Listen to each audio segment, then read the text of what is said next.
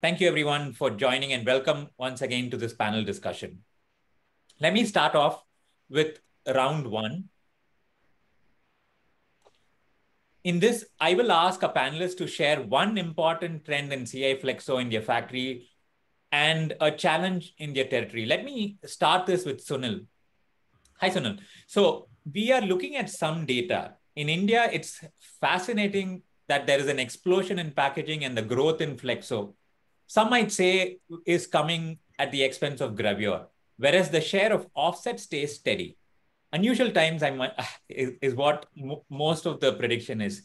If you can share your assessment of the past 2 years, I mean, in terms of the size of the Indian market, plus number of flexible packaging converters, etc. Sunil?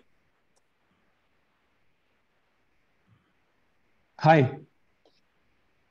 First of all, thank you so much for giving me the opportunity to speak on this Flexo Roundtable discussion platform. As I speak about the Indian flexible packaging market, it is growing at a quite healthy pace, and the CAGR is in double digits. By our estimate, it should be somewhere in a range of 10 to 15%. Okay. The flexible packaging industry played a key role in supporting mankind during COVID times by helping to maintain high hygiene standards in packaged goods. We see a lot of work being done towards making flexible packaging more sustainable. So, for example, development of single material laminates. So let's say single family laminate structures. As far as the number of printing presses are concerned, we believe India gets approximately 80 to 85 rotogravure presses installed every year in the mid and high segment. Though India is predominantly being a gravure market, we have seen a number of CI Flexo presses has also come and grown over the years. So as of today, approximately 10 to 15 presses are coming every year in the Indian market. This change is due to the fact that a lot of gravure to CI Flexo conversions are happening for some specific small to mid-sized jobs for lamination applications. Whereas the segments like hygiene, milk, oil, they still continue to be the dominant segment for the CI Flexo printing. I believe gravure and CI Flexo both have their own strengths and are rather complementing each other as the flexible packaging market continues to grow. I mean, both type of machines will keep coming. Okay, thank you, Sunil. Steve, let me come to you next. What are your thoughts about the last 2 years? And especially if you can give us a global perspective of how things are. Oh, well, you look at the recent Smithers report on the packaging market between 2021 and 26, the world packaging sales was growing at around about 3.9% globally. To become a market size of $1,230 billion. Now that's the packaging. Now Asia is the largest packaging market, and that accounts for just under 50% of all of that, with Europe around 20% of the packaging sales. Now, in US dollar terms, India and China registered the biggest growth, which supports Sunil's comments about the growth in India. That registered the biggest gains in packaging sales from 2016 to 19 out of the top 10 countries. Now, Japan, UK and US registered the slowest rise in packaging sales during the same period. And China and India are forecast to record the fastest growth in the period 2021 to 2026.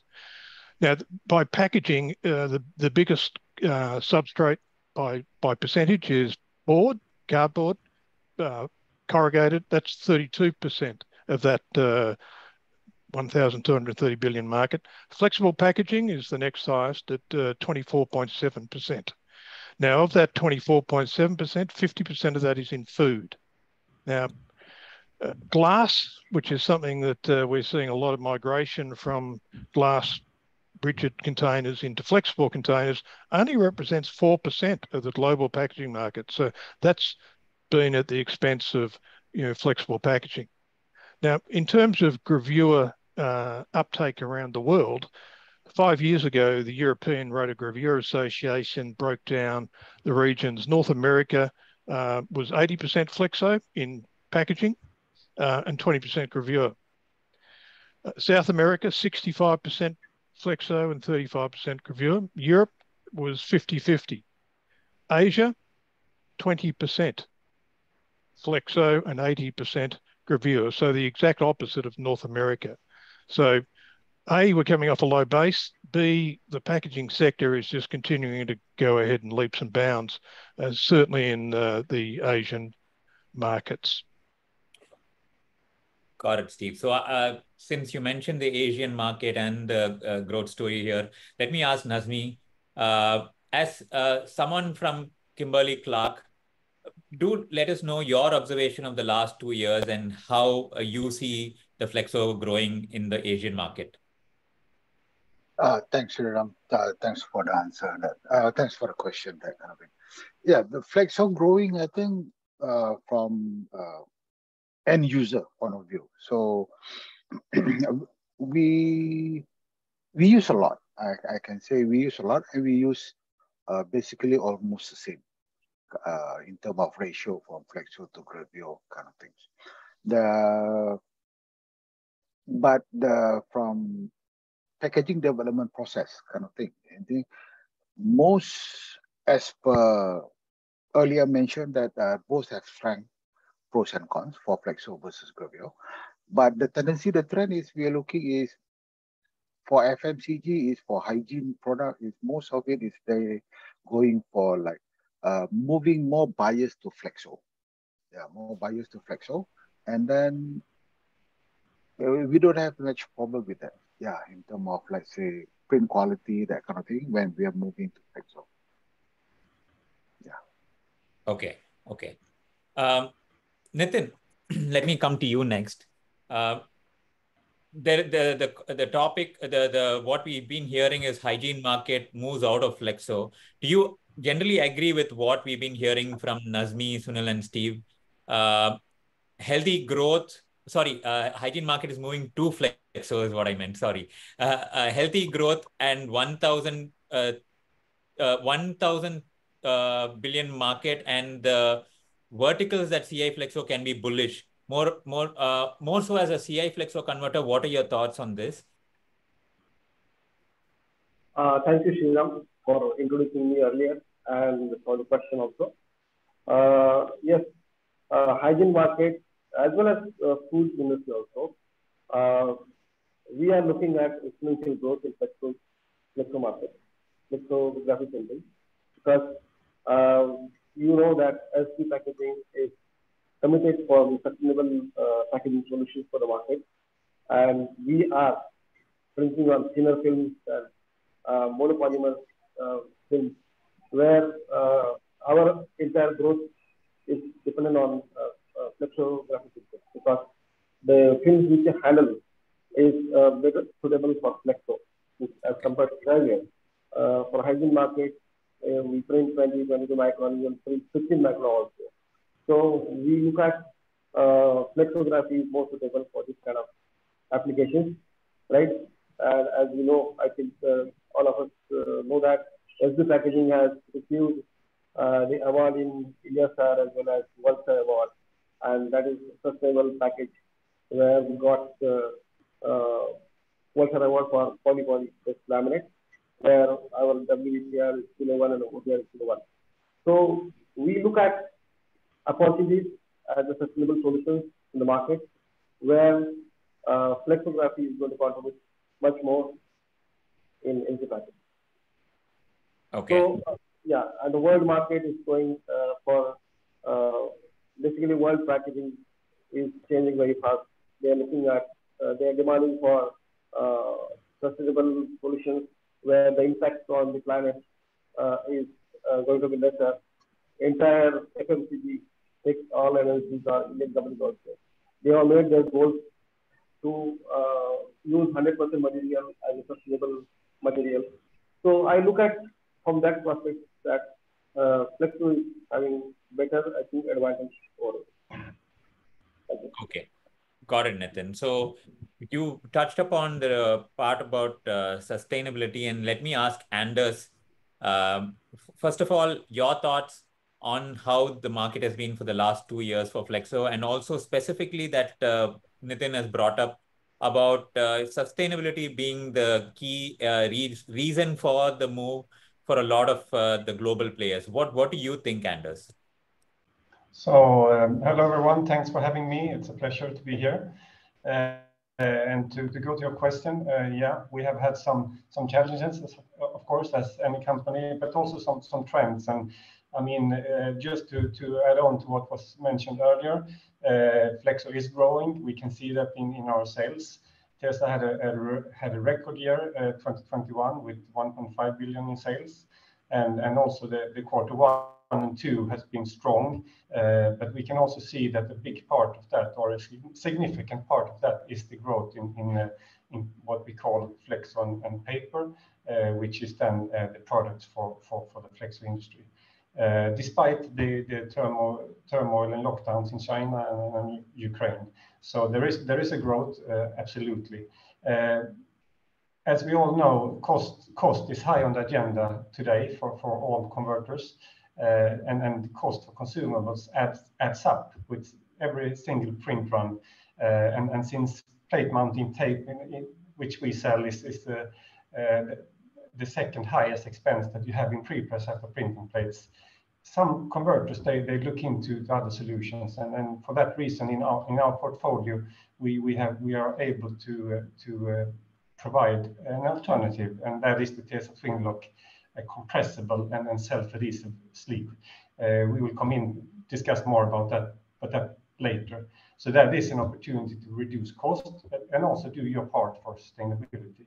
It is a capex, so in some cases there is a challenge for the converter to decide on making the investment, despite the volatile situation that is, might influence that decision.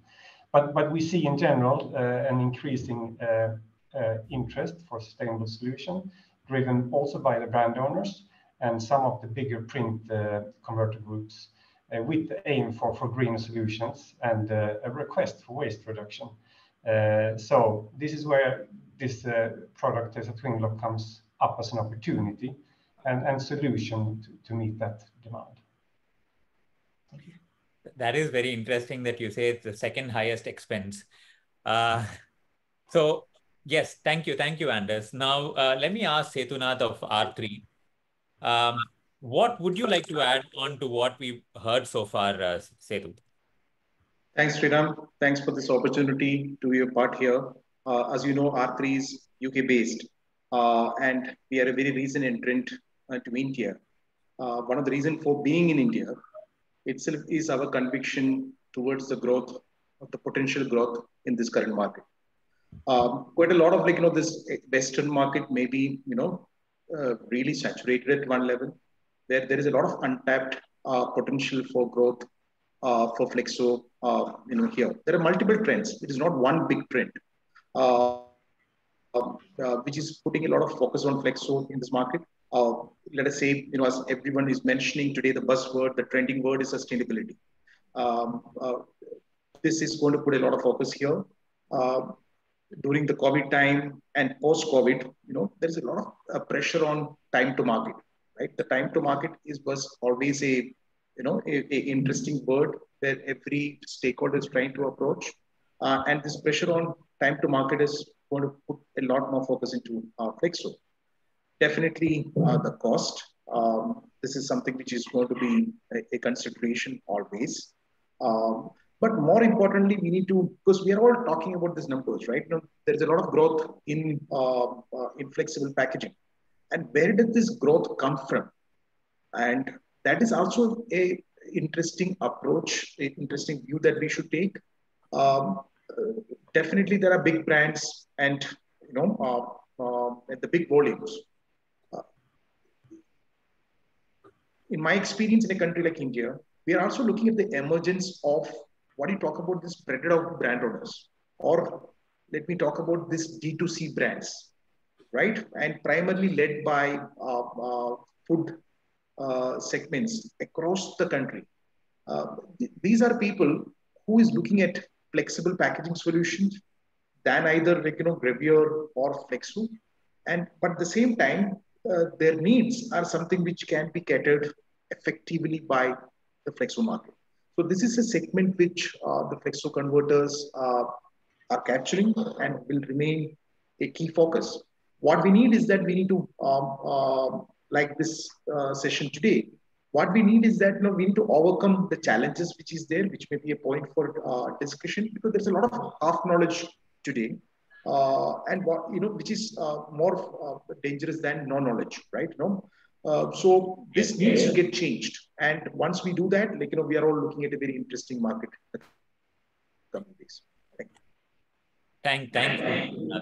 Sustainability through more and more color management and print efficiency management solution to manage the high growth in flexible packaging. Very interesting. And of course, it's also interesting how we in India should handle big brands and huge volumes. You also made the point about food market being the forerunner for Flexo now. So yes, thank you for that. I'm now going to ask Doug to use his more than 2 decades of experience of think to ink to sum up this topic. Doug? Yeah, thanks a million for the invitation. Yeah, so basically just to explain to begin with that, from a period, and I don't have statistics like Steve on the growth over the last 2 years, but from my perspective, it's not that I've seen growth. I've seen a lot more interest. I've seen flexo presses going into the region, India and the rest of Asia, because I'm responsible for all of Asia, to help introduce the latest flexo technology. So whilst I've been involved in flexo and gravure, flexo is my focus and has been for the last 5 years in Asia. So not necessarily in Australia anymore. And definitely we've seen a lot of interest in flexo growth. Typically, there's a lot of traditional flexible packaging printers that have been printing polythene type substrates. So, sort of in India, it'll be your hygiene type products, and also milk and oil products. But the growth I see now and the interest, and it's typically gravure customers purchasing flexo presses that are starting to put more and more flexo, sort of having a flexo press on the side. Now, as a supplier to both gravure and flexo, I'm not saying one process has an advantage over the other. They're different. And this is the thing that what we need the industry in our region to understand, that they are different. There are positives and negatives on both technologies. I come from a region where it's flexo is dominant. So here in Australia, and our technology that we utilize and which I'm introducing for flexo comes from predominantly either North America or Europe. And where, as you know, flexo is a major process. And as I said, not one better than the other. It's just the evolution. And to be honest, in our regions, gravure is expensive because of the cost of cylinders, and the time of cylinders to presses runs a lot shorter. In Asia, that's not typically the case. There are other motivations for us to move to flexo in Asia. But from the last 2 years, from a technology point of view, what we're seeing, and driven by India and China, because they have a solvent emission or they have a pollution problem, is from an ink maker's point of view. So we're pushing towards solvent emissions, friendlier solvents, which obviously with the type of technology used, flexo lends itself to. And there's also been a push for water-based, both in India and China. So now we've got a lot of interest in the last few years of water-based for film. It has its challenges, but mainly from press speeds and efficiencies. But basically, we can do most things with water-based that we can do with solvent-based. But that's a subject all in its own. I understand, Doug. You did touch upon a specific topic about how the ink is contributing to the sustainability. Amit, on our Q&A is from the audience has been asking about Flexo's contribution to sustainability. We will pick that question separately at a later point. Yeah, as I say, that's why I didn't go into it. I can bore everyone for the next 6 hours if you want on sustainability and Flexo inks. But yes, no you are lucid as usual, Doug. But we will be picking your ink maker brain much more later on when we talk about inks, coatings and supplies, pigments, polymers, water-based, and above all, application material. Yeah, so sustainability will be water-based, solvent-based, packaging as whole and how we work with the packaging. Barrier coatings is one way as well, which could be gravure or Flexo. Yes, Doug, we will talk more about it. Speaking of application material, I'm going to switch gears and move on to round 2. And this time we are trying to, explore more and understand more about the trends and technologies. Again, Sunil, the spotlight is on you. Let me ask you this, Sunil. The Indian packaging market is dominated by PE. Even during the pandemic years, barrier films or sheet market ramped up significantly. How does Flexo perform with BOPP, BOPET, polyethylene, cast polypropylene, polyamide, ethylene vinyl alcohol, polyvinyl chloride, and polystyrene? What more should we be watching? What's been your experience with WNH users in India? See, when it comes to substrates, so Flexo presses are usually the flexible with the choice of substrates. Okay. So it can print on almost all kinds of substrates used in flexible packaging applications. It is known to be one of the gentle with substrate handling due to the CI configuration and the tension control system and the shorter web paths in the machine.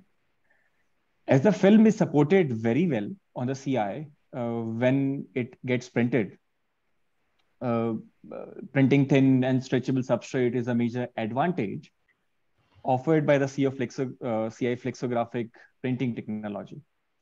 So I would like to quote some examples of substrate that are being, printed by our customers in day-to-day production. Yes, please. So a few of our customers are printing even 10 to 12 micron diaper PE backsheets, and for also the hygiene pads, feminine hygiene. While some of the customers are printing on even 10 micron BOPA films, or you call them nylon films, which are again very delicate and sensitive to handle, very tensions, stretchable, and it has a tack in itself in nature. So then coming to even some customers are printing 6 micron aluminum foil, which is very much tear and wrinkle sensitive. So, and then even some customers are printing a very high thick GSM 250 gram paper. I would rather call it a board than a paper. Even that is printable. So when I speak about the polyester or BOPP, that is something, in terms of web handling is quite easy to print. Whether it is 8 micron polyester or 10 to 12 micron BOPP, I mean, there's no problem. So you see, there's a wide variety of substrates which can be printed on the CI Flexo process. All of this can happen because of the evolving technology. The high-performing WNH presses can run such substrates at very high speeds, even 600 meter per minute, and even up to 800 meter per minute. But the most important thing here is the right configuration, technology level, and the quality of parts, which are being used in the machine building. So all in all, it contributes a lot, and so it matters a lot, what kind of machine and for which application you're building. So a lot of customization can be done. But I mean, a lot of possibilities are there with CI Flexo. Thanks, Sunil. A quick follow-up question though. this entire tech armory translates to a basic extrusion capacity of how many tons per annum, would you say? Sorry, come again. I mean, this entire tech armory, I'm trying to understand the basic extrusion capacity of how many tons per annum in India, say in a typical factory in India. See, one extrusion press can, let's say a machine, can extrude approximately 400, 350 to 400, maybe 450 metric tons maximum. One extrusion press, one extrusion machine from us. Okay. Yeah, and so one CI Flexo press can easily consume the output of 2 blown film lines. Okay. Yeah. So whatever the number is there for the extrusion machines, I mean, as in WNH, we have approximately 80 plus machines installed, even in, I mean, only in Indian market, okay. Right?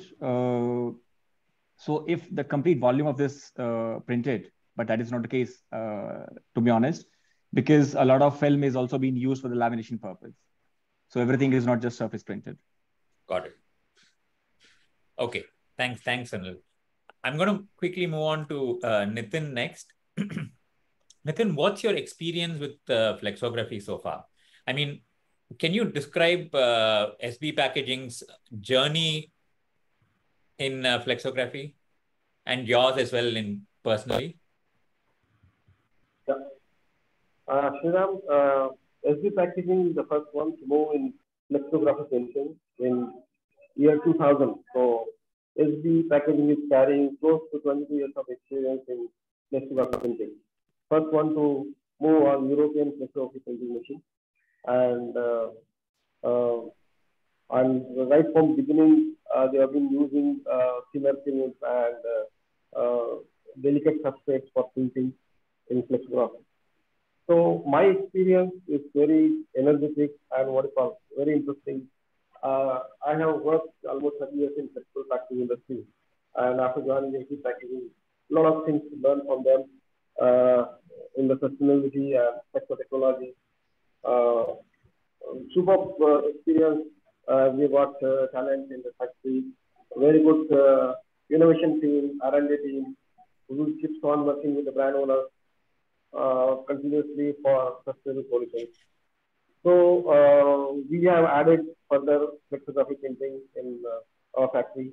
So second one we bought, then third one we bought. So today we are having 3 flexography printing in SB Packaging. Okay. It's a rich experience. You can find many people in the market who work in SB Packaging, particularly operating side. So still and continuous talking with plate suppliers and e-suppliers, upgrading their knowledge and technology. People were comparing with graduates with Flexo, but there was a struggle years back. But today, we have approach that you can't differentiate when it's printed. Specifically, the person with, I have a background of player more and Flexo is less, but when I come and see here, it is very, encouraging that the quality of Flexo printing is superb. And that's on 20 micron film and 15 micron film.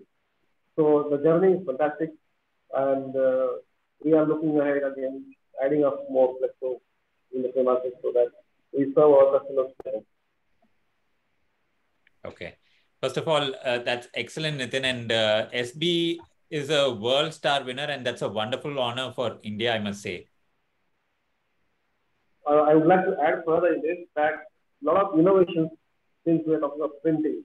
So from printing side, when we do a lot of internal innovations and we share with our brand owners or customers or new customers, they are amazed to see the sample because the quality and the whatever it is being done in barriers like gloss, matte, then semi-transparent kind of thing. So all this is possible and which is available with the packaging today for the market. Amazing. Congrats once again. But I have a follow-up question. You spoke about 15 and 20 microns. How does how does your team ensure efficiencies with 12 to 15 microns at say 500 meters per minute? More importantly, what sort of conversations are you having with customers about lightweighting? First of all, I will tell you about conversations with the customers, because when we are talking of thinner films, then definitely you're going to save plastic, and then it goes into an unsustainable mode. So you are using less plastic and consuming less plastic. So of course you're putting less plastic on the planet. So customers are getting delighted because of this, first of all, and they are supporting us, our innovations, when we go to thinner film and then working with them. Second, when you talk of efficiencies, our people are very well trained to operate the machine. We do a lot of measurements in the factory, and I believe that measurement drives behavior. So we calculate OEs, and then everything. You see that we have a SAP system, and we have got data capture. All data are captured in the system, so that whatever corrective actions are there, which our people, shop floor team is able to understand it and take corrective actions.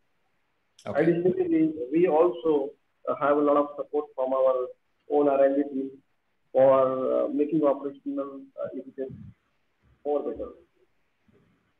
Thank you, Nitin. I'm going to ask Nazmi now.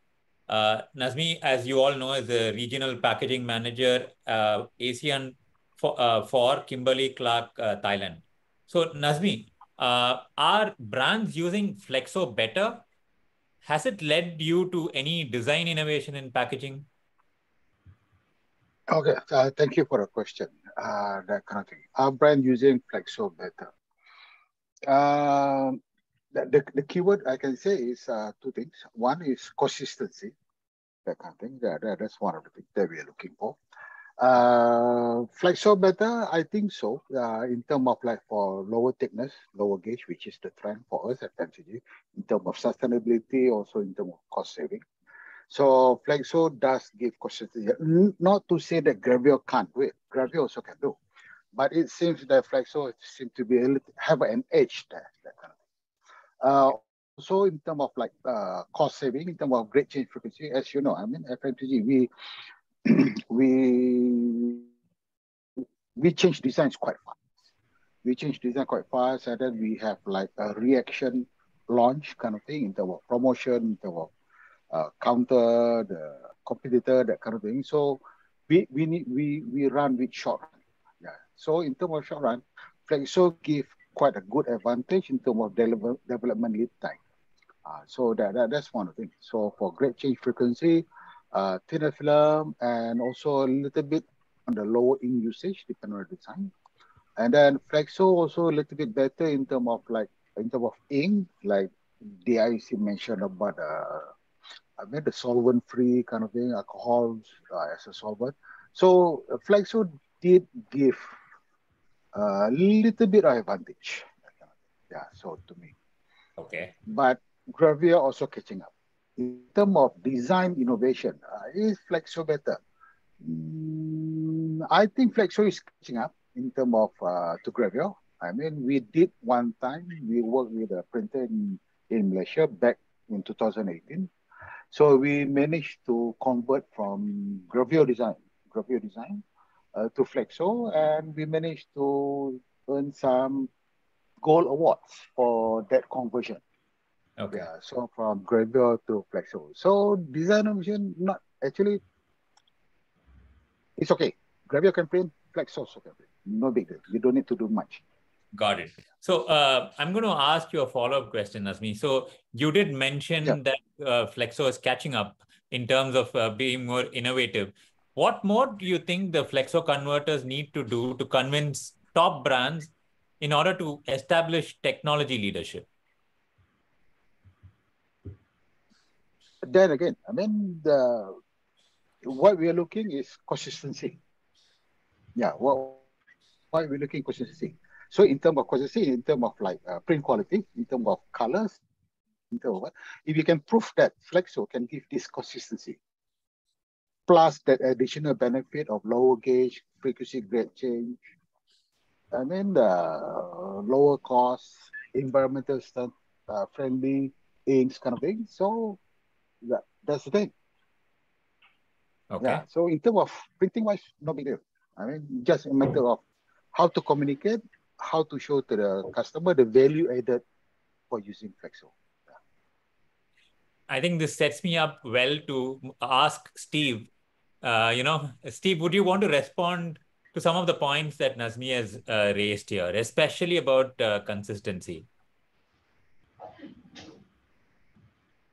Steve? Is Steve still with us? Works better if I'm not on mute. So okay. Yeah, thanks. Very good responses actually, and it does cover a lot of the things I wanted to talk about. Look, we see, as far as the trends goes, we've talked about sustainability, but the other trend is that brands are under some severe inflationary pressures, as everybody is in the cost of living. So we're seeing brands need to be seen to have sustainable packages, so that they're seen to be doing something in that space. The public's demanding that. The governments are legislating it. There's a groundswell of interest in doing it. Although I did notice Iceland had sort of pulled away from some of their sustainability initiatives last week to focus on inflationary and cost of living expenses. So that just highlights, what I'm saying is that it's a twofold thing. But we see this as an opportunity for Flexo converters to put forward solutions to brands to optimize their packaging, utilizing the technology that's available.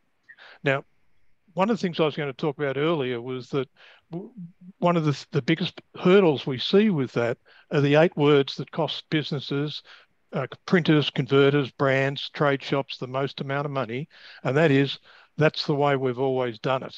So there's got to be an appetite for change. There's got to be an education about what needs to change and how to change it without impacting on the shelf impact of the brand.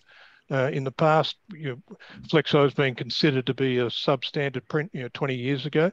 It's no longer that way. So what we're seeing is that if brands can look to optimize their packaging and converters can put forward solutions, Flexo should come out in front for the reasons that it's wider press widths, higher press speeds, less solvent usage, lower energy usage, and also the ability to co-print multiple jobs simultaneously. Now, this is in lanes. But all of this, and this comes back to our friends from R3, is that each printer has to have their own standardized process to achieve the print properties consistently, which is what our friend from our brand is saying, and matching print proofs and content each time to achieve optimize. Now, almost as important is brand owners can gain from the ability to rotate designs and do promotional packs, continue to get the interest with seasonal campaigns, and make regular changes. Flexo lends itself to that. So again, it's about providing those sorts of solutions. Now, all of that's premised on the fact that the product has to have the same shelf impact as any other printing process. Now, that could be gravure, it could be digital, but when viewed as a consumer, right? So we've got to start looking at things as a consumer, not as a technical person with a magnifying glass. This is very important. Now, for Flexo, to get the same shelf impact, you need high density smooth solids. You need bright, clean colors, high print contrast, sharp, clean text. Now, this will be maybe a bit of a shock to people, but none of those are determined by screen ruling, right? So this is the other thing about optimized print. It's about producing a cost-effective print result that the consumer sees as high value and the brand sees as high value. Those things like high density, bright clean colors, high print contrast, sharp clean text, it's got nothing to do with printing at 175 line screen, which we often think we have to do to match gravure. Right? Printing at 133 line screen improves press yields, faster press speeds, you're able to print with less stops, in particularly when you're using our new Pure Flexo technology that stops the ink spread. Now, in additionally, there's a growing trend for brands looking at optimizing their packaging by reducing the number of spot colors. And we're seeing a trend where we're calling this optimized gamut CMYK. Now, this is important to note that this is using standard inks and existing analoxes, but we're extending the CMYK gamut by increasing the densities beyond the lowest common denominator of colour standards, which are based on traditional processes. All right, so traditional flexo plates. Now, the increase in density and increase then in the terms of the colour gamut is a natural occurrence for the Kodak Flexo plate. But to go to CMYK, or what we call optimized gamut CMYK, you've got to work with a brand. So this comes back to converters presenting solutions to brands. We're seeing that when brands are presented with that, given the fact they're looking at how to save money, they're looking at how they can be sustainable. So if you go to a 4-color result, which is got high vibrance, and it's a lower manufacturing cost, it also adds to the sustainable narrative because it's got less waste, there's less inks and less VOCs. So it's a nice story. Now, the process of using higher density CMYKs increases the amount of PMS colours that you can achieve from the CMYK set, in fact, by 20%. Now, you can go too far. It's not an unlimited thing that you can go to because it starts inverting itself. But key to establishing that is, again, a standardised process on the press, colour management methodology to have proofs that are accurate to the press outcome, which then in turn reduces make-ready times, reduces waste, and improves the press yields, all the things we're looking for. Now, the opportunity is for converters to present these solutions to optimize a brand's packaging that improves their own manufacturing processes and sustainability position. Now, unless you can go to a brand, and it doesn't matter whether it's flexography, unless you can go to a brand and say, look, this is improving your cost value situation. We're not compromising the shelf impact, but we can actually produce this at a much more efficient cost. So Flexo with Flexo plates can help control costs, but equally drive higher brand sales while achieving visual parity on the shelf for customers. That's, it's a pretty powerful thing to do, but it is a paradigm shift within this industry. We've got to stop looking at quality as being determined by a number, and I'll talk about that again later, but that's where we're sort of seeing a lot of things happen, and it's all about optimizing packaging for the brands and for the converters. Thanks, Steve. I think it's very interesting, especially about what you say about line screens and being prudent about spot colors, and how CI Flexo should create a solid, sustainable methodology for converters and brands. Yes, talking about paradigm shifts, one interesting paradigm shift is about ink densities, and that brings me to Doug again. Doug, so Flexo is a proven technology and generates generating Flexo efficiencies boils down to getting optimum ink densities. What is your take on this, Doug? Okay, well, I think I've already sort of mentioned about it being a proven technology. Sorry, can you hear me? Yes, I can. Sorry about that. Okay, yeah, there was a funny noise in there. Yeah, so, but just the statement of getting ink density being, sort of, let me just see the wording again. Yeah, so sort of affects Flexo efficiencies. I'm not entirely sure I fully understand that, because to be honest, with Flexo printing and with companies that have got a proven record with Flexo densities. So for me, with process printing and expanded gamut printing, pre-press is essential. Sort of that's your number one to achieve the result that you're getting. And then from an ink maker's point of view, we need consistency. So once we've done, so it's very important, and I've got a number of new Flexo presses in parts of Asia where they haven't done proper fingerprints, which has issues down the line. But if you've done all the things right, so everyone's worked together, you've got the right plates, the right pre-press is done, and then the ink supplier, he will make sure that the density is achieved, and with fingerprints as a whole, as long as we're using the correct parameters, I don't see achieving densities as a problem with Flexo.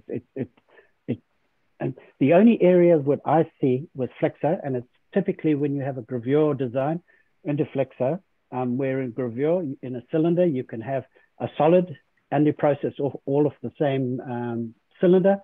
When you come to Flexo, they want to do the same thing with the same plate. So there's always a compromise.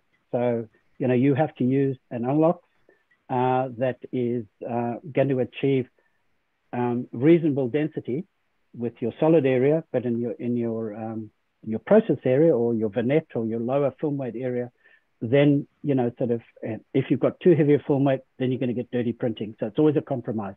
So that's the only area where I see densities could be an issue. But proven customers that understand Flexo and they've done all the correct things like pre-press and fingerprinting.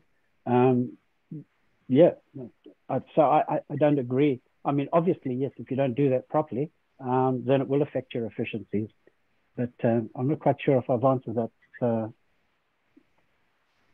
correctly or how you're expecting it, or if you want me to expand on the technology. Obviously, from an ink maker's point of view, from a process point of view, high-speed Flexo has been our focus over the last few years for both four-color process and expanded gamut. And so we have higher pigmenting with good resolubility. So you need to run for long periods of time and maintain a density. Just to go to that though, I mean, Flexo to me lends itself to expanded gamut. Now, just by the way, everything that Steve said, he makes my life a lot easier when we start talking about screen. Moving to 175 line screen, I mean, it's not just my life, but also the converter as well. You know, sort of, we need to be sensible in these things. But let's say in North America, expanded gamut is probably one of the fastest growing Flexo processes.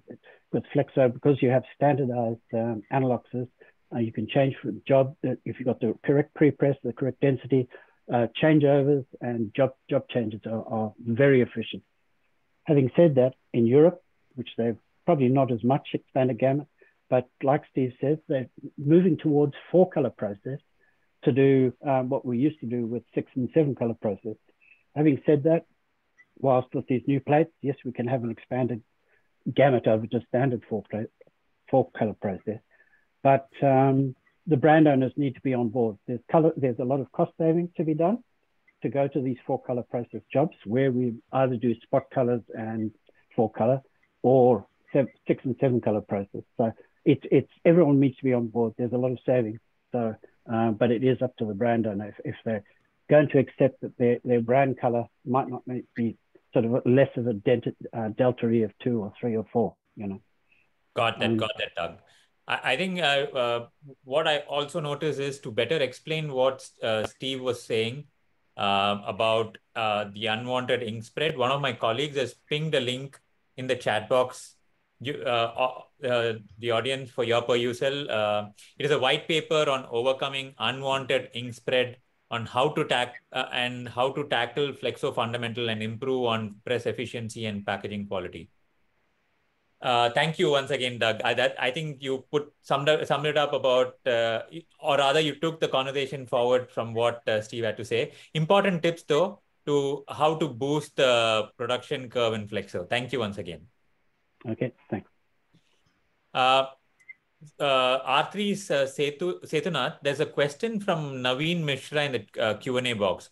Could you please explain about recyclability of Flexo plate? I do have another question for you, but before that, I thought I'll take this one, Sethu. Okay, sadly, it's a very relevant question, but sadly, right now, we don't have a great answer for the recyclability. Okay. But at the same time, I can mention, recently we were having a discussion with Miraclon in India, and further, along with certain power companies, there has to be a lot more discussion that need to happen in terms of collection and getting this out into those companies so that they can further use it for, heat and, further generation. but technically there is no recyclable solutions yet for the plate. Got it, Sethu. I know you've been lauded for working in combination with flexo printers to deliver stunning results. But I have 3 questions for you, to be honest. Please, let's start with your method to the madness. Also, how easy is to create a process-oriented approach and produce the right flexo plate at the first attempt? I'm also going to ask you the 3rd question so that you can choose which one to answer first. What are your thoughts on the value addition versus square centimeter price debate as a flexo plate service provider? Okay, so it's really maddening questions itself. Let me put it this way. Frankly, we are still mad and still trying to find methods to justify our madness, right? So there is no good solutions yet. But let me just let me explain. In the last 3 years, when we are working with some of the Indian converters, one thing which is remarkable is that they can do wonders, right? If they just they need to, right? And definitely multiple people are talking about this story.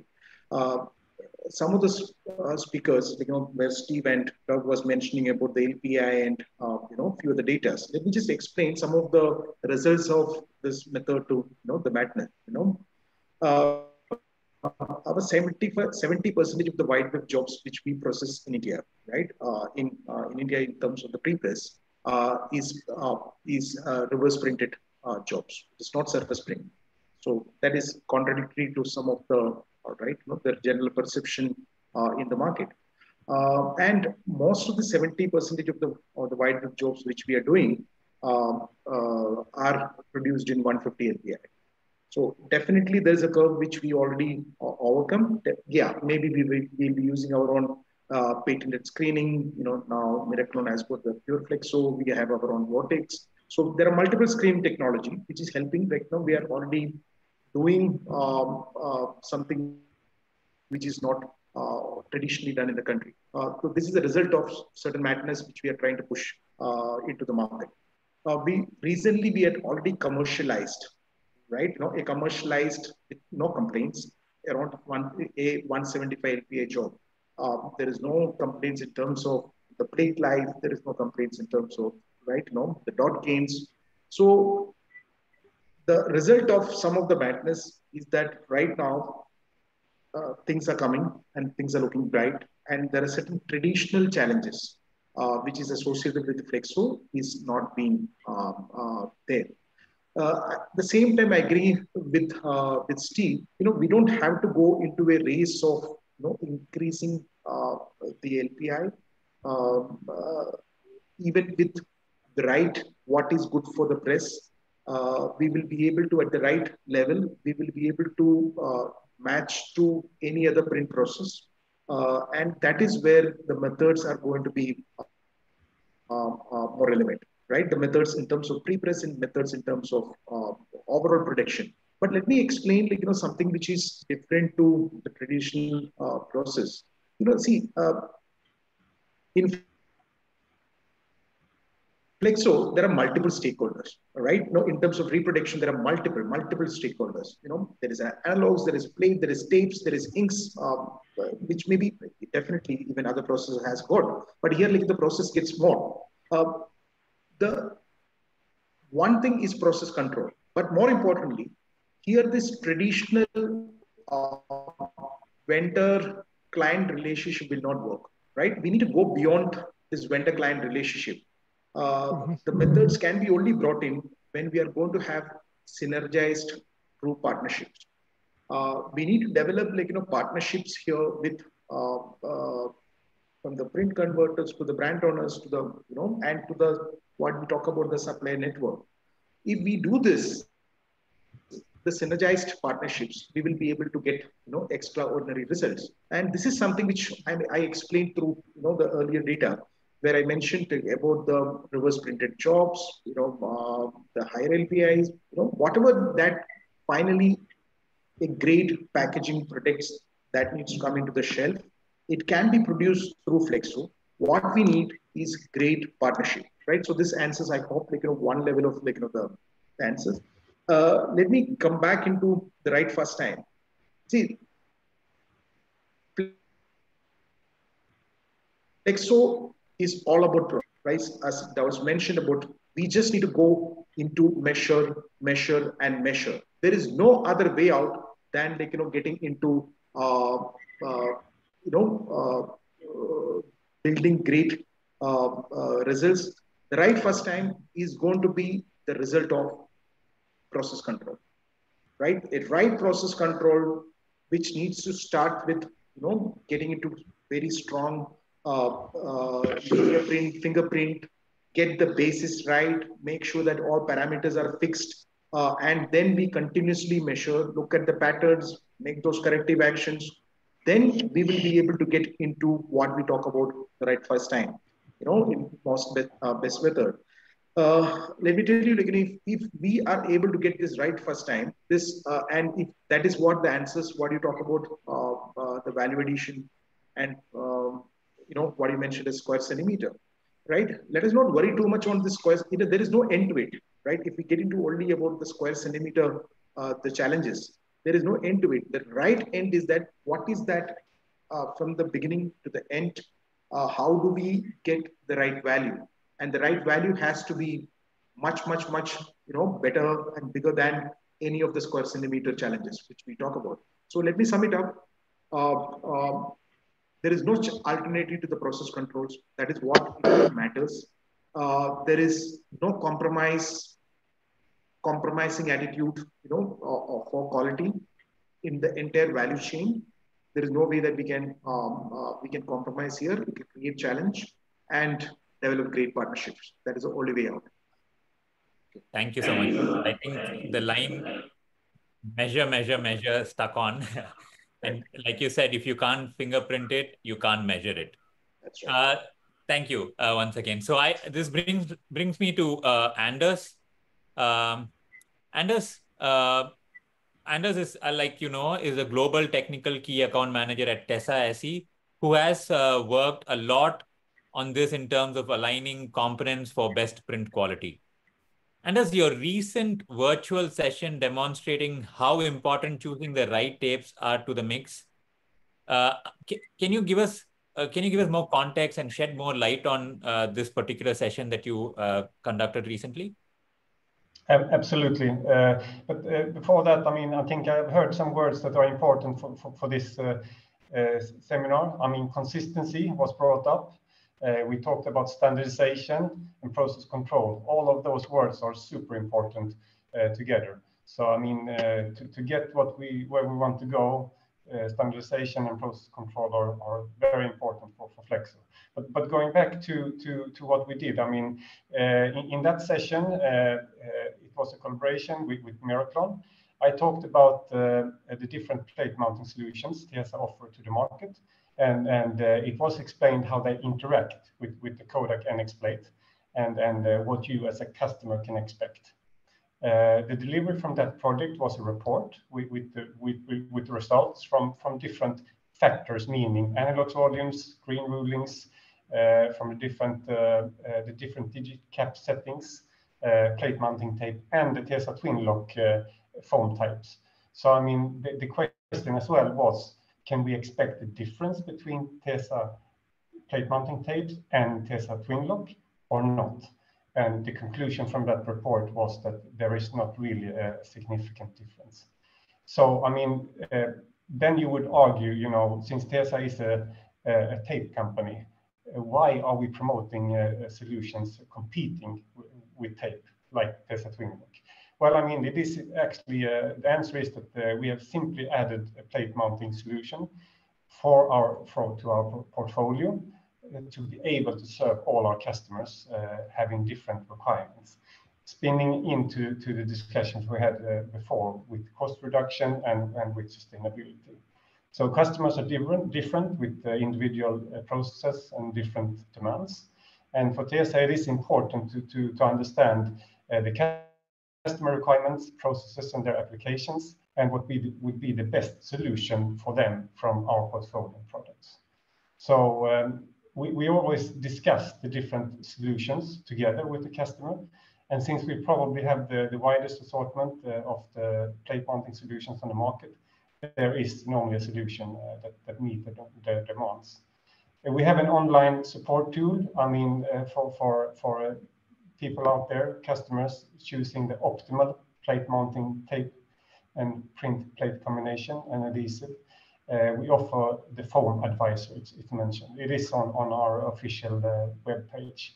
Secondly, of course, which we also feel and which is greatly done in India and also Asia Pacific, is the personal interaction with the customers. I think converters today, they are focusing, of course, a lot on producing packaging material.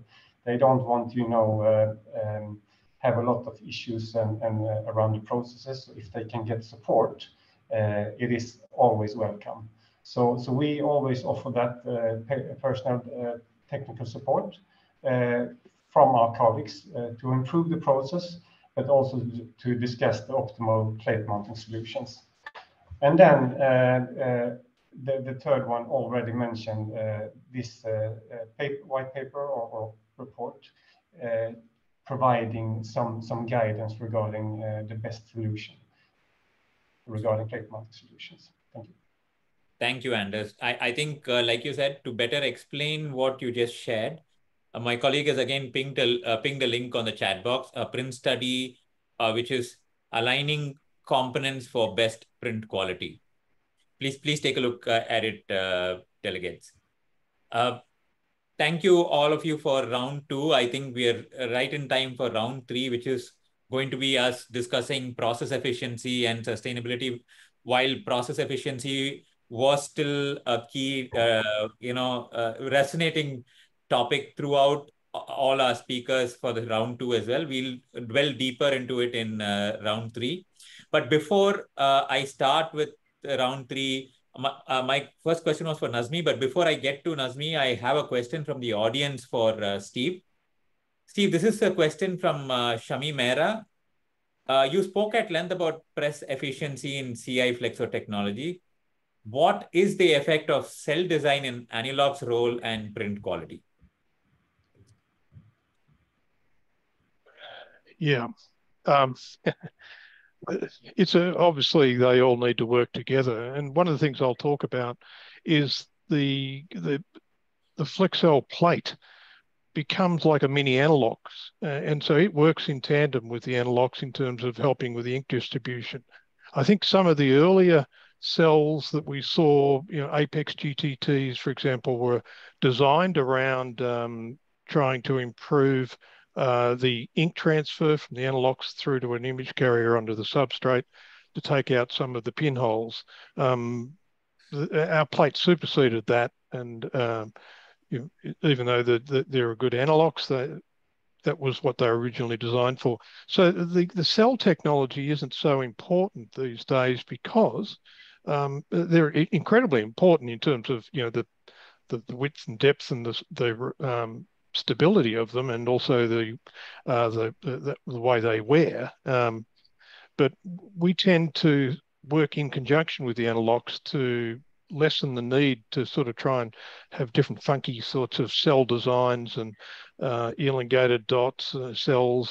So we really just work with the conventional analog cells rather than any of the new type of cells that have been around for some time in terms of trying to improve ink density, ink laydown, ink smoothness of ink.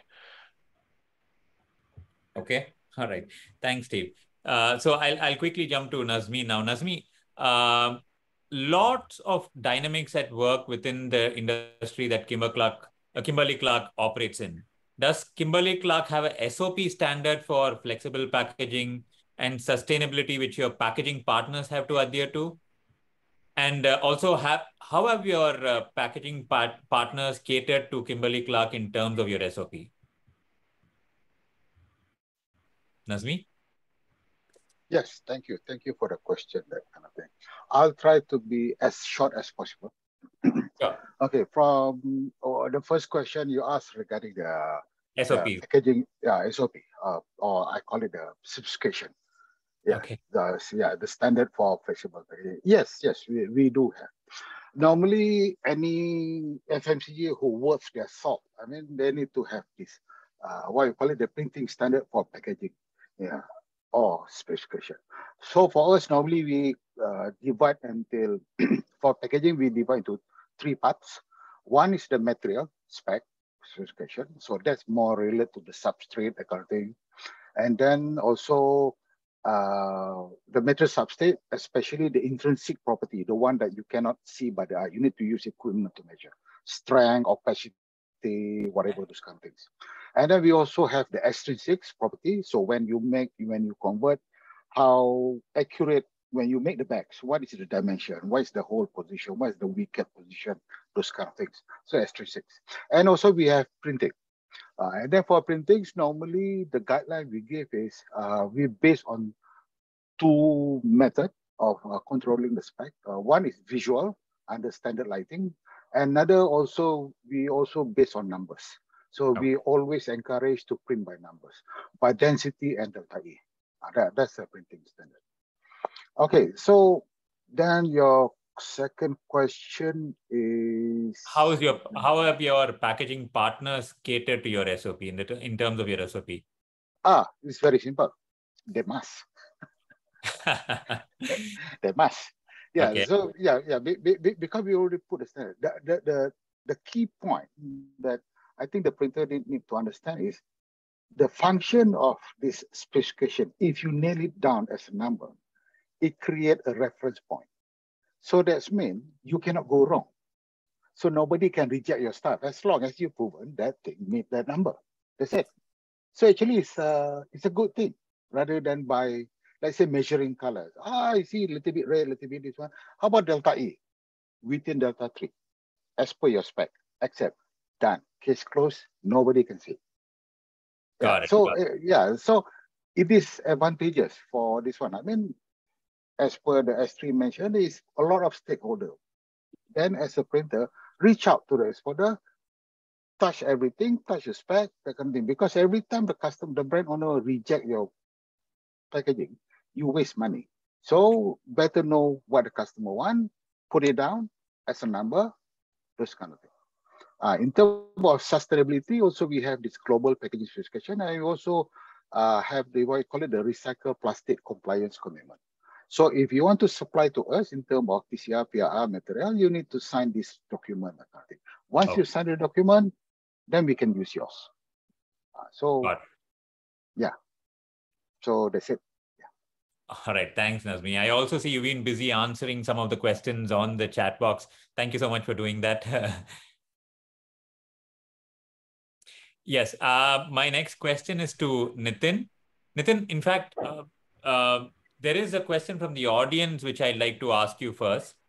Amit Kumar wants to know, when we speak on sustainability in the packaging printing segment, what key changes flexo printers are making in India? Any example? Do you have a similar experience?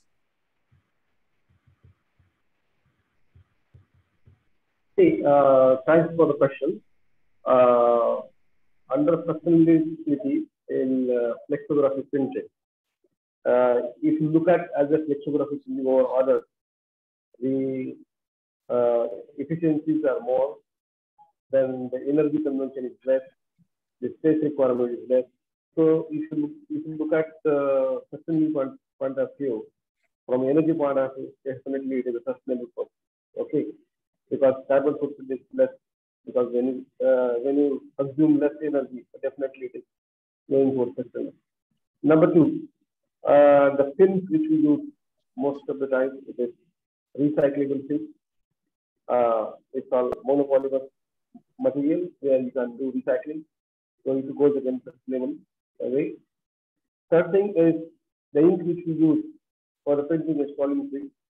So there is definitely government regulation has come in India a couple of years back that you can't use polymer for food packaging or thermal packaging.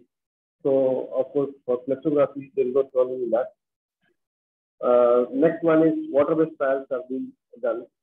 So that's the next step where it will be more sustainable as an ink substrate. will be more sustainable when we go forward. This is the answer for the question, right? Got it. Yeah. Yes, go on, Nitin. I think second question was you asked about process efficiency, right? Yeah. So this is from Flexo side, which I mentioned about efficiencies. Then my other speakers have already spoken about standardization, right? The key of efficiency is standardization of press, where you have to do fingerprinting for standardization of all process parameters of printing machine, as well as ink which you use and plate which you use. So whenever we start or install the press or any new substrate or any new plate or whatever change is being done, we apply change management there so that standardization is done there. So you get process efficiency, number one. Number two, we have got fully automatic presses where we have online color measurement system where any deviation in the color which is captured and then immediately it is getting corrected. Third one, we have got different detection systems on the presses where it is also connected with workflow where any defects which are coming up in the press, which is taken out before going to the next press and getting into customer. So all these things where automation and standardization, this is helping us to improve the process efficiency. And I already mentioned about few minutes back that measurement drives behavior. So we do a lot of measurement, keep track on that so that our process efficiency is better. Okay. Got it. Thank you for sharing that, Nitin. And I just wanted to know, how does SB Packaging's approach sustainability? I mean, in terms of certifications, for example, BRC Global Standard for Packaging Materials, etc. What is the approach for certification? Do you have them? How is it? So BRC IoT certification is not for certification. It is for making the packaging material for food and hygiene industry. Okay. There is a standard, gold standard, bronze standard, where we have got bronze standard, equivalent. So yes. So this standardization is we have been awarded by agencies where 95% of material we produce is recyclable, and it's helping us for the sustainability with brand owners. So whatever our development is being done, it is for recycle and reuse. So recently we have also started doing recycling of post-industrial waste. So that is helping us to go towards sustainability also. Right? Okay. This is what we are doing for sustainability. Okay. All right. Thank you, Nitin. Yes. One more. Go on. We have developed a pouch where we got Ultra Award, right? So we are offering those solutions for food packaging also from Hygiene business, where anything which is packed in let's say laminate multi-layer packaging can be done in PET laminate with better barrier. So the solution is available, and it's a 100% sustainable solution for the brand owner. Okay, thanks. Okay, Nitin. Thank you so much for sharing that information. Let me now ask Sunil, as a press manufacturer, what opportunities does this present for Flexo? Any challenges that you see for legacy jobs which have to be managed through a new CI Flexo system? And also, Sunil, how difficult would it be to change from one system to another? Sunil? You're on mute. Okay. All right. Sorry. Am I audible now? Yes, you are. All right. So your last question, please, once again. No problem. I was just trying to ask what opportunities does this present for Flexo as a press manufacturer? And any challenges for legacy jobs which have to be managed through a new CI Flexo system? And how difficult it would be to change from one system to another? See, the movement towards more sustainable is growing worldwide. Yeah, I mean, this involves critical substrates, which is leading to new developments in the printing technology.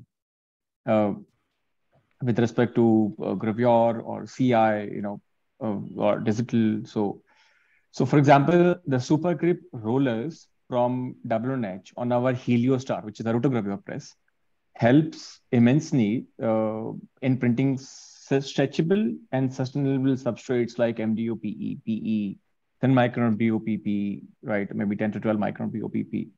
So those can also be printed on rotogravure presses. So on the other hand, so if I see from the CI perspective, CI has a lot of capabilities of handling such substrates and even at more efficiently and higher speeds, like thin and stress sensitive biodegradable substrates, PE. The machine speeds are also constantly increasing. Over the last decade, we have experienced that there was a time when people were asking for 250 to 300 meter per minute machines or 350 meter per minute machines. And now if we talk about you're also delivering the machines up to 600 meter per minute in India. And we are also selling worldwide up to 800 meter per minute. And these presses can, on print on, as I said, 10 to 12 micron PE films, that are diaper bag sheet films. So that critical and delicate substrate can be handled and printed at such high speeds. So this will further support increase of CI Flexo printing technology, as these substrates are more temperature and tension sensitive. So such dynamics, altogether are assisting in the growth of CI Flexo globally. Okay. While we are on the sustainability discussion, I would like also to touch upon the approach, which is not even limited to substrates, but rather it goes beyond that. And we talk about the printing process. So as Nitinji has touched upon, Steve has mentioned, Dow has mentioned. So CI Flexo graphy is like, process offers several advantages, like changeovers, lower wastages, less solvent and ink consumptions, lower VOCs, and lower energy consumptions as well. So looking at sustainability, it can be towards printing with water-based inks also. So once again, it will be easier on a CI flexography press, printing with water-based inks. Obviously, the machines has to be configured in that manner, has to be understood from the very prime discussions with the customers. So just one point mentioning to Dow that, Dow was mentioning about extended color gamut, and it's been done in global markets. So American market where changeovers have been quite faster, they can do. So even in Indian subcontinent region, we have, let's say, SWNH, and we have customers where they have implemented ECG very successfully. And as a recent example, I can tell you, I could witness the commercial job of in a length of 5,000 to 10,000 meters, and they did the changeover, almost 3 changeovers in 1 hour. I mean, that was so impressive to see, how can those commercial jobs be printed in such a short span? Okay. Where, looking at gravure, probably it's almost impossible to do it. Got it. While we are also, offering several interesting features on the presses. So just apart from, ECG, and which is the process thing, more of a standardization, as Sethunath has also mentioned. But we also, on the press, we also offer many features like Easy Call, which is color matching and shade matching system. for the conventional spot color process, which helps in order to reduce a lot of time, a lot of wastages, a lot of inks, and several other features are there which helps towards sustainability direction, and which can help in reducing the wastage almost by 50%. So lower the waste, so we are more sustainable. Got it, Sunil. So in fact, based on what you asked, there is an interesting question from Ashwin Kumar in the audience about like what you just said. Can WNH modify or configure existing presses for water-based coatings, considering the increasing barrier property required for monostructures? See, it is a subjective question now. I mean, it has to be seen what configuration of machine was delivered. But just to mention a very small point, we as a WNH don't differentiate between the water-based press, which has to print with the water-based inks, or which has to print with the solvent-based inks. So there has to be small changes which we have to look upon, but majorly WNH press is already ready for printing with water-based inks. Just going beyond the process, we have to look at small nitty-gritties here and there. For example, for mixing the water-based inks, you require some kind of stirrer. That's a must to have. Yeah, but apart from that, talking about the inking system, talking about the machine itself, talking about the drying system. So moreover, WNH machines are configured to handle such inks. But again, we have to see what configuration was delivered. Got it. Thank you so much for giving a perspective on that. And thanks, Sunil. I'm now moving on to Sethunath. Sethu, you mentioned 70% reverse printing is a norm in India. In addition, historically, India is a gravure country, and the gravure converters have done a fabulous job in image reproduction. How does this move translate into change in the business landscape for flexo plate making? Okay, so let me clarify. 70% of what we are doing, us like flexo plate press inside R3 is into reverse, right? That is one clarification. Okay. Now let me come back into, you mentioned about the gravure, right? Let me mention it is not historically. India today and for a foreseeable future is going to remain a gravure market. So that's a fact, right? Let us give credits to the gravure. They've done a fabulous job in terms of image reproduction, and they set some great standards for flexible packaging. But let us go back and look at 20 years before. They're also gone through this learning curve of going through multiple challenges, which we today take as norms. This is the standards where a transition of learning and discovery. So today the standards are kept so high, and that is what the challenge which Flexo is going to face. But let's approach it from a different angle. A brand manager, when he's going to buy a solution, he's not buying, Gravure or Flexo. He's buying, as Ashmi was mentioning, he's buying a Flexo flexible packaging solutions, right? So which means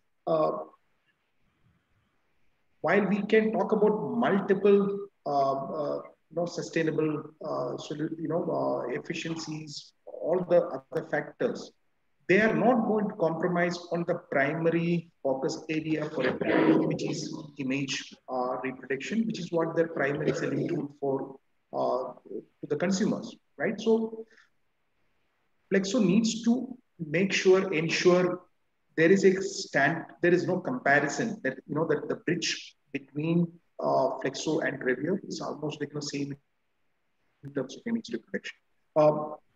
Now, how it can happen, and how is that Flexo plate making that can contribute to this growth? So today, let us say the Flexo pre-press, it is not only limited into plate making, it may be about a wider subject of Flexo pre-press, right? A pre-press, and there's quite a lot of improvements that is happening. One thing which we focus inside R3 is that we try to combine a lot of special screenings, which is going to help people to improve their the traditional print challenges. When you are able to combine, use this specialized screenings, along with a very stable plate making platforms like Miraclon, which offers through Miraclon, right? Then it gives some great, fabulous results. And the results are very encouraging. Today, the gap between what we talk about, the gap between the gravy reproduction and flexo reproduction is just coming down. Yes, definitely there will be certain challenges which can be overcome. How do we overcome and how do we bridge the gap, which I mentioned earlier, through a great technologies, a plate technology, great screening patterns which can be innovated. And that is what something which we need to innovate, along with definitely process control and partnership. This can be definitely bridged. Got it. Thanks. Steve, comment from Venkatesh Iyengar, which you may want to respond to. He says, we've discussed flexo applications for the wide web, which is very well established technology. How does flexo compare in the narrow web segment with respect to the other processes like letterpress, dry offset, etc., in terms of performance, cost, and sustainability? It's a very good question, and it's often overlooked. But one of the things that we focus on is the ability to, and further to the reproduction of images, is if you're going to get close to gravure, you need to be able to fade to zero. So you need to be able to start at a 0 point, not at a minimum dot that's going to print at 10% print tone. So you've got to have that capability. Now that's very difficult with wide web because of the pressures that those relief dots are under. And we work with a 21 micron hybrid dot. I know R3 have their own unique screening through blue, which is equally as good. And but one of the things that we see with narrow web is it's often overlooked that you can achieve remarkable results with narrow web with the plate technology, the ink technologies available today. And so much so that we're seeing in Australia some digital printers that realize that they need to be able to produce commodity labels, more labels at a more cost-effective price than what they can digitally, which is a fixed cost, whether you print 1 or 10,000, is that they're moving towards flexo presses because, and they're also just skipping spot colors as well. So they're going straight into extended color gamut, 175 line screen, 21 micron dots. It's really nice, and it's very cost effective, and it's a lot more cost effective than commodity labels printed digitally. So we're seeing what we're terming a phrase visual parity between the processes, and this all comes down to our program of packaging optimization. It's got nothing to do with the print process, but every package should be producing the maximum value on shelf for the brand, and as the consumer have the impact independent of what the print process is. Now, narrow web lends itself to that nicely. Thanks, Steve. So, Doug, I'm back to you. Again, and I'm going to ask you about sustainability. What is the sustainability quotient for flexo? For example, toluene-free inks, mineral-free inks is what I'm talking about. What are the challenges, and more importantly, what is the cost of non-compliance these days? Before we go into trying to answer that question, can I just, and sorry, Sunil, just give you from an ink maker's perspective, the perception that water-based inks are more sustainable than solvent-based inks. Mm-hmm. And sure. From my perspective, I don't believe that's correct. First of all, that water-based inks are predominantly all acrylic or acrylic polyurethane or polyurethane. Most common ink systems with water-based, so we're talking about for film now, uses basically no biorenewable content. We're obviously, and I'll talk about that just now, it's a big focus to increase biorenewable content, solvent-based and water-based. So yes, water is sustainable, depends where you are in the world, but with a water-based ink, so the raw materials, especially once it's printed, and a lot of the brand owners want to know that the printed material is from sustainable source. But the other thing is when you're printing flexo, okay, and it's a learning curve for everyone if they want to move from solvent-based to water-based, and we clearly don't have time to go through all the parameters, but basically you need to put down a lower film weight to be able to get it to dry. But you still need probably higher energy on the flexo press to dry the water-based ink. And a lot of the modern presses have that capable. So it's more a lot about air volume. So the press needs the specification of air volume rather than just pure temperature. And most of the modern presses, like the Windmoller, they come water-based compatible, water-based capable. So it's not a problem. Some of the older presses could be a problem, and we've seen that in the past. Okay, so just going back to your question. So first of all, sorry about that, but I just wanted to sort of if you understand the technology, yes. Water-based, its advantage is solvent emissions. So, if you're under pressure from your government that you need to cut down solvent emissions, water-based is where the pressure is to move away from solvent-based. From a point of view of flexo, now with flexo solvent-based, we're ahead of the game compared to conventional gravure in the Asian region, not necessarily in Australia or parts of Europe and the Americas, because a lot of their gravure is similar to the flexo technology. So the dispersion, which flexo, so let's talk about the flexo process inks. They have up to 80% of the formulation is the dispersion. So that's the pigment and the resin and the solvent. So the resin in there is nitrocellulose. So I'd say 90% of all solvent-based flexo inks come from based, doesn't matter who manufactures it, which country, nitrocellulose is the predominant resin for dispersion for flexo ink, let's say. Nitrocellulose is made from wood pulp or cotton, let's say. It's what we consider a sustainable. So already a major portion of flexo is from a sustainable source. Pigment is one area that comes from the petrochemical industry, which is going to be the most difficult to move to a biorenewable content material. But having said that, it's a strong focus for ink companies on moving in that direction to even look at colors.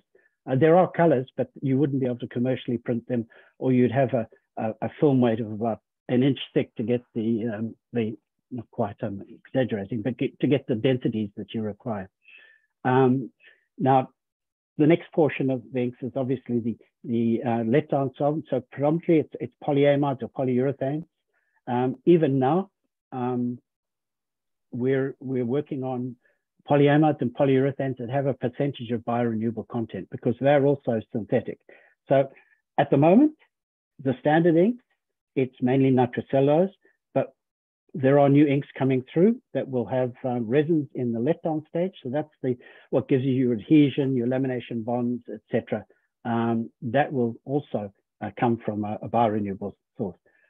A major solvent in the ink system is ethanol. Okay, so ethanol depends where you're on the world. Can be produced from corn, from sugarcane. That can be a biorenewable. It's not all people. Some people synthetically produce it, but that can be a biorenewable resource. So already conventional flexo inks have a percentage. Now, so our company sort of globally is probably the single biggest development at the moment is increasing the biorenewable content. So you'll find that brand owners are speaking to converters and they're asking, what are your sustainable solutions? Now, a lot of that will be, sort of going to mono substrates for laminates, down gauging, still maintaining your barrier properties. And so from our perspective, so maintaining barrier properties, then we start getting to do barrier adhesives and barrier coatings. But if we're talking about purely flexo then we have to, year on year, we have to prove to the industry that we are increasing our biorenewable content. Okay, so, and it's just, I mean, so I'm talking about solvent-based. I mean, obviously, in certain regions, there's going to be demands for solvent emissions. You move to water-based.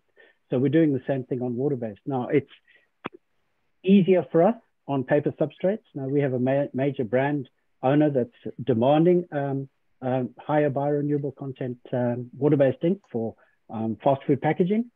And so we now have technology varnishes which have, let's say, up to 50% biorenewable content in the water-based. We're talking about the dry portion of the varnish. Dispersions at the moment are still on acrylic resin. So acrylic is the most common dispersion resin, but we're even working now on dispersion resin, so having a biorenewable content. When you go to conventional gravure inks in the region, at the moment, it's a little bit difficult because I'd say most of the resins are from the petrochemical industry or synthetically produced. The solvents are aggressive solvents like toluene, MEK, and ethyl acetate. So the other advantage of Flexo as well for sustainability is we do apply quite a considerably lower film weight, which means sort of less product, less solvent, or less water to get rid of, etc. So I'm not sure if that fully answers your question. I think you tried your best to share as much as possible, Doug. But it's definitely, from my point of view, gravure in Australia, same formulation as Flexo, but lower pigmentation, slightly faster solvents. But sort of in our region, definitely Flexo is easier for a sustainable solution. Got it. Got that, Doug. I must say, interesting thoughts about water-based and solvent inks. But the subtext that I heard was Flexo converters need to be vigilant about product safety and regulatory notification. I know, after all, brands like Nestle and Kraft Heinz are very strict about migration optimized ink. If I can say, an integrated approach between converter, substrate manufacturers, ink manufacturers, and brands are like very important. Would that be like a good recap of what you shared about that particular topic, Doug? Well, as I say, irrespective if we have conventional ink systems, higher biorenewable, sustainable ink systems, the migration specifications for food packaging, whether it's taken for Nestle or whether it's European requirements or China or Japan, or it depends on which region follows which regulation. But from an ink perspective, we have to meet all of those irrespective of whether it's a sustainable ink system. So sustainability is really using raw materials that are from a renewable resource, basically. And, but whether it's from renewable or from the petrochemical industry, that they must not, we must not have migratable materials that will come into contact with the inks or within specifications, which are typically parts per billion, Got it. Thanks, Doug. I'm going to quickly move on to Anders now. Anders, it is said that run lengths have shrunk and brands want multi-product portfolios with quick changes. Lower inventories have also become a norm. All around, cost has become the main focus. Can you explain or share your inputs on these short runs and how Tesa's outlook on a green planet and bottom line looks like? Absolutely. So, I mean, all industries would like to lower their production costs and increase their profitability. This is a given. At the same time, sustainability is high on the agenda, right? Meaning, if you can go for a greener alternative, decrease usage of consumable or even, eradicate it, that would be a great success for any company, right? So, I mean, talking about the different solutions we provide, plate mounting tape versus the self-adhesive Tesa twin lock sleeve. I mean, plate mounting tape reuse is a common practice among many converters as a way to reduce losses, waste, and cost then in principle. But there are also disadvantages, as we know, and risks by doing this. How many times can you really reuse your tape? without jeopardizing their print quality, and introduce defects from plate tips, for example, that can generate customer claims. We talked about the consistency, right? But still those customers, they are satisfied with plate mounting tape, and they are managing their processes despite the possible consequences. On the other hand, other customers are looking for alternative solutions, and they are looking in the direction of the Tesa Twinlock sleeve. And if this can be a good alternative to plate mounting tape. So splitting down cost and sustainability, as mentioned, in general, the plate mounting tape is normally the second most highest expense in prepress after plates.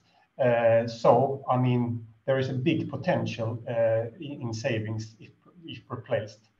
Then, of course, also regarding the process as such, the make-ready time for a sleeve mounted with the printing plates is on Twinlock is then shorter versus tape, because you don't have to mount the tape, you don't have to take away the tape. And then secondly, the sustainability track, of course, and as we heard several times here, some of the bigger brand owners for CPGs, they are looking into the life cycle of the packaging materials. How are they produced? What are the raw materials? What waste is generated during the production process? This is a clear request for the converters. So with Tesa Twinlock, there is in principle no waste. It is a compressible, self-adhesive sleeve, and it is reusable over many years. And then based on of course, on plate mounting tape spend, the ROI is in general very fast, 1 to 3 years normally, dependent on tape spend, and of course the sleeve inventory cost.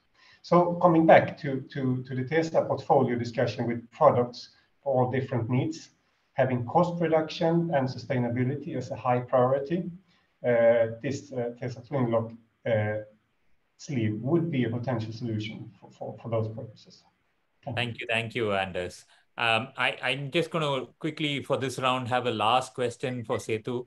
Sethu, have you spotted any innovation in the process that impressed you? Doug did speak earlier about ECG earlier, and what has your ECG experience been? So, there are multiple panelists who has talked about this concept, right? The ECG and fixed palette, there are two different perspectives, right? Some people prefer to have ECG, some people prefer to have a fixed palette. So both these words are going to be some key, watch out for these words. This is going to be something which is going to drive Flexo in the coming days. I can just only mention, like one of his clients was doing changeovers, right? Three changeovers in an hour, which is, fabulous and can't be imagined. In other markets, there are machines, like, which is custom made with, you can do, there is fixed palette where the guys are running like one job with a 4-color plus white. At the same time, they can do the changeover online, right? For the other the plates. So the machine is running like a digital printing machine. So watch out for these keywords, ECG and fixed palette in the coming days. Again, this is going to be a result of great process controls. Thank you, Sethu. I just going to pick one final audience question for this round. Steve, and again, I'm coming back to you. This is a question from Sandeep Kumar, and he wants to know what is the best way to deal with vignette patterns and gradations going down to 0% in flexo printing. Well, that's the big issue. The last 2 years of my life has been looking at the range from 0 to 2%. And that's the area that we sadly miss out on in traditional flexo. So we've established a screening which is called SX screening. It's a hybrid screen. It's a sort of a stochastic screen, but it really only goes from 0 to 2% and then transitions into a normal AM screen. Now that by itself is okay, but the 21 micron dot that is in the hybrid area, the 0 to 2%, we just what we do is we just change the spacing of that as we go from 0 to 2%. So it's still always 21 microns. Now, 21 microns is the equivalent of a 1% dot at 133 line screen. So it's not going to have issues with dot dipping and those sorts of things that you'd normally suspect you'd get with a very fine highlight screen. But there's two things. First off, we know that visually, these dots shouldn't print any more than about 45 microns. Now, they start off at 21 microns. We see that in UV and with some wide web, people can get it to around about 45, 50 microns. That becomes below the eye threshold, so it doesn't become in your face. Once it grows above 60 to 70 microns, it becomes, gravure buyers will look at it and say, what's that salt and pepper? And say, well, it's a dot, and they're not used to seeing those sorts of things. So we're spending a lot of time on that. Now, it's all right having those 21 micron dots, but how do you keep them upright? Because it's a relief plate. So we've got some technology in the plate that supports those dots. It's called Hyperflex, and it just brings the floor of the plate up around to support those dots only in those areas of 0 to 6% as and also in isolated areas. So there's quite a few things, but it takes control. And you know, a lot of people have said about process control and the need for that. It takes that. It takes a lot of focus on, you know, your analogs. Your analogs has to deliver enough to get the solid ink density, but not too much to spill out over the edge of that dot and then grow on the shoulders. So that's the way we handle it. It's a major focus of what we're doing in the optimization, because really, if there's one thing that differentiates flexo from gravure traditionally, it's the dirty whites, and it's the hard vignettes, it's the magentas in greens, it's the cyans in reds that should be clean colors, but you have to have that, otherwise you get a hard break. So it is a focus. It's something we are really focused on, and the plate technology is sort of enabling that. It's a long answer, but it's just but yes, wow, 0 to 6%, and you're talking about 22 microns requires a lot of immaculate tooling to get the magentas. Yeah, well, it's in the control of the images, so and the film to the fill to the plate. So the other thing is it's very important that you don't lose that in the process, in the plate process, and that's one of the nice things we have, is the ability to be able to have that 21 micron dot on the file and to have it on the plate. It doesn't get blown away in the process, and that's a very, very important aspect. Got it, Steve. Thank you so much. I'm going to quickly run into the final round. We have totally run out of time here. In fact, my managing editor, Noel Dicona, says only 5 minutes to go, and he's been prompting me about it. So the final round, I'm going to ask the speakers to, take 30 seconds for each of you, and give me one takeaway, to flexo or not to flexo. I'll start with Steve, since you must be in the groove, Steve. Okay, 30 seconds I probably thought this would be about 4 minutes, but that's okay. We'll see what we can do to compress that. But it's not so much about flexo or not to flexo, but it's more about optimizing the packaging for the FMCG sector. Now, reviewed correctly, you should identify several key advantages using flexo. Right? But the other thing is, and I said it before, we've got to start thinking about looking at packaging on the shelf as a consumer. Now, that consumers buy products in 3 to 5 seconds, which is known as the first moment of truth. Right? They make that decision by looking at the shelf. They're looking at it from about 75 centimeters away, at which point a 133 line is not able to be identified as being 133 versus 175. So you can have a gravure image up there and a flexo image at 133. At that distance, you won't see the screen at all. And so the thing that you're looking at is the solid colors, the vibrance of colors. So to me, we've got to start looking at ways that brands can differentiate the values by reducing the manufacturing costs, optimized gamut, which we've spoken about, and fixed palette, accurate color management to reduce make-ready times. You have to do that. That's a key thing in sustainability. If you can reduce the amount of waste that you're doing with every make-ready. optimal screen rulings to improve press yields. That's a very important part as well. But all of this means putting away the magnifying glasses. We've got to start looking at the material as a consumer and focus on the print attributes that really matter. Screen ruling isn't one of those to the consumer. Ask your family what they think of a product on a shelf, and you'll get a different result. You'll get a different answer each time. We focus on too many things technically. Technically is good, but we've got to be technical in terms of the repeatability, the shortening make-readies. We've got to do things differently, and this is what I mean. The biggest hurdle we've got is that 8 words. That's the way I've always done it. But really, looking at the other thing, just very quickly, I know I've probably gone over my 30 seconds, but I apologise. But the other thing is that when you're looking at gravure, one of the things we've seen a lot in Australia where some converters have worked converting gravure to flexo, and they've been insistent on it looking the same. But when we looked at the print result, we saw that the print result was better in flexo because of the shadow detail.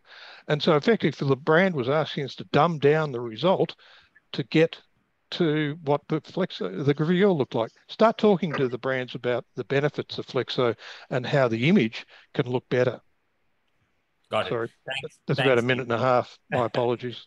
I'm sure we can make up for it, Steve. Don't worry. So I'm going to go to Nazmi next. Nazmi, what do you think?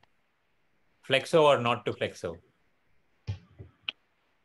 For me, I just agree with Doug just now. Communication. You need to bring value to your brand owner.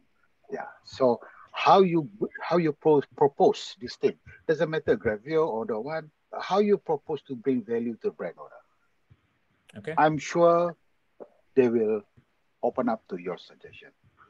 Yeah, that's all. Thanks, Nazmi. Good answer. Yes. Anders, 30 seconds about Tesa and the self-adhesive tape side of things. Yeah, I mean, for this question, I think one reflection is that the conversion from Roto to Flexo in Europe was many years ago, right? And no one would ever talk about going back to Roto Gravure for sure. So, I mean, it is like mentioned here before, it is really about managing the expectation. It is about zooming out and looking at the whole picture, I think, for the brand owners. So, I mean, they have their pros and cons. There will always be opposing parties for Flexo or for Roto, but for end of the day, they are both great technologies and they have their pros and cons, and they deliver great print results. But look at the whole picture. I think this is the bottom line. All right, thank you, Anders. You're being very modest.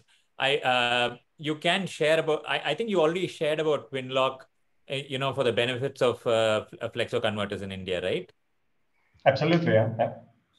Thank you, Anders. So, Doug, what are the big milestones for ink manufacturers to achieve, you think, and specifically for DIC? So, from my side, the big hurdle is for the industry in Asia to understand that flexo, don't be afraid of it, can do virtually everything that gravure can do.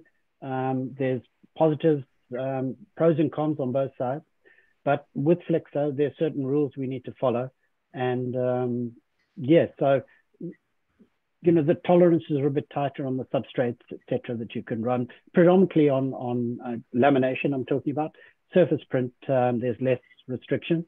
But as the rest of the world has proven that flexo can meet your expectations. Well, it's down to the expectations, but they can meet most expectations. So, got it. Yeah. One quick follow-up question. In energy terms, is the price for a barrel of oil going to be a big concern for the flexible packaging industry? Everyone is scrambling to secure supplies ahead of the winter of 2022. And it's not just flexo, to be honest. It's affecting flexo, gravure. I mean, logistics. It's not just supply logistics because the shutdowns in China and transport issues around the world have really made, and it's not restricted to flexo. It's okay. all products. But raw material costs, and you'll see globally ink companies, sort of they've been reluctant to put prices, have had to put prices up because raw material costs have gone through the roof, specifically ones that are reliant on the petrochemical industry. Got it. Thank you. Yes, it's going to have a big impact. Yes, loud and clear. Thanks, Doug. Sethu, your thoughts? Is the industry still in the tread cautiously mode? Definitely here, right? I believe even our the question of flexo or not flexo. So it itself is changed from, that's a great progress, right? Flexo or gravure, flexo or not flexo. That's a few steps forward. I believe that in the coming times, the industry is going to be from a converting side, it is going to be more conscious in terms why, because of maybe there's a higher increase in terms of the capital cost. Right, that is one thing which is going to be a little bit still value conscious, but it is going to be, see, flexo. Let us avoid this discussion of image reproduction at the part. It is all going to get bridged with multiple technologies. Let us accept this fact. Flexo is going to be a necessity in the entire mix of flexible packaging for every print converters, and brand managers or brand owners is not going to differentiate later between a flexo or gravure. So it is going to be a necessity, and we have to prepare for it. Thank you. Nitin, I'm coming to you next.